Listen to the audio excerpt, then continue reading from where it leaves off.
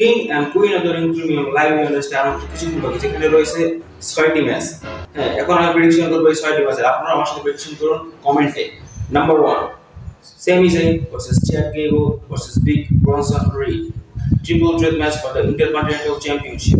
এই ম্যাচটিতে আমার প্রেডিকশন থাকবে সেমি জেন, কারণ আমি চাই চ্যাড গেবল কোনো ওয়ান অন ওয়ান ম্যাচে চ্যাম্পিয়নশিপ জিতুক। Number 2, Becky Lynch versus Liv Morgan. Rhea Ripley injury হওয়ার পর থেকেই আবার এই লিম মর্গান একটা রাইজা শুরু হয়েছে, সেই হিল টার্ন করেছে। এখন আমি চাই এই ম্যাচটিতে বেকি লিঞ্চ জিতুক, কারণ লিম মর্গান আমি চাই সামার স্ল্যামের মতো কোনো বড় চ্যাম্পিয়নশিপ জিতুক, আরো জানলে তারা লম্বা হোক।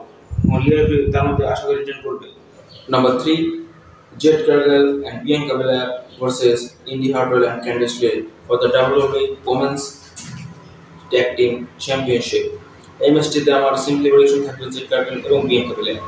Number 4, Cody Rhodes versus Logan Paul for the undisputed WWE Championship.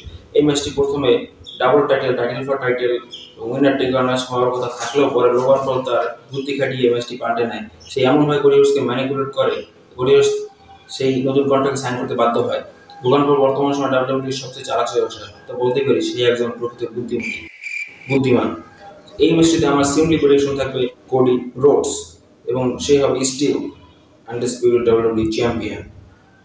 Logan Paul Saudi Arabia, আপনারা সবাই জানেন লোগান পল 2022 সালে রোমান্সের সাথে সৌদি আরবিয়া ম্যাচ ছিল, সেটা আনডিসপিউটেড চ্যাম্পিয়নশিপ, কিন্তু সেখানে চ্যাম্পিয়নশিপ ভিন্ন। এবার শুধু একটা করে চ্যাম্পিয়ন পাল্টে গেছে, তো সেখানে লোগান হয়েছিল, এবার লোগান পল হারবে।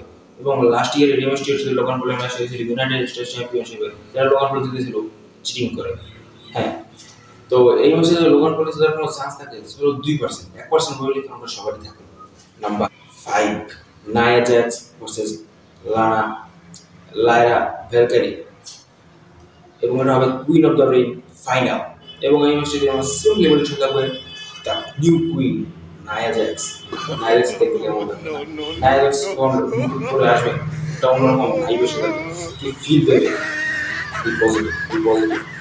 ওকে, number 1, Randy Orton versus King Gunther. হ্যাঁ, আমি কিং গুন্থার বলেছি, কারণ এখানে আমার প্রেডিকশন হচ্ছে গুন্থার এবং সে হবে নতুন কিং অফ দ্য রিং।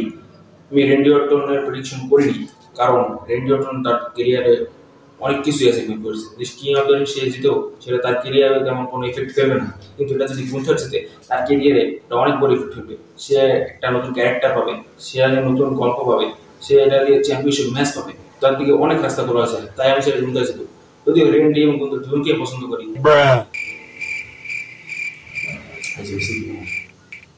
দুজনই আমার ফেভারিট, যেই হারবে তার জন্যই আমার কষ্ট হবে, কিন্তু আমি চাই এটা গুন্থার জিতুক।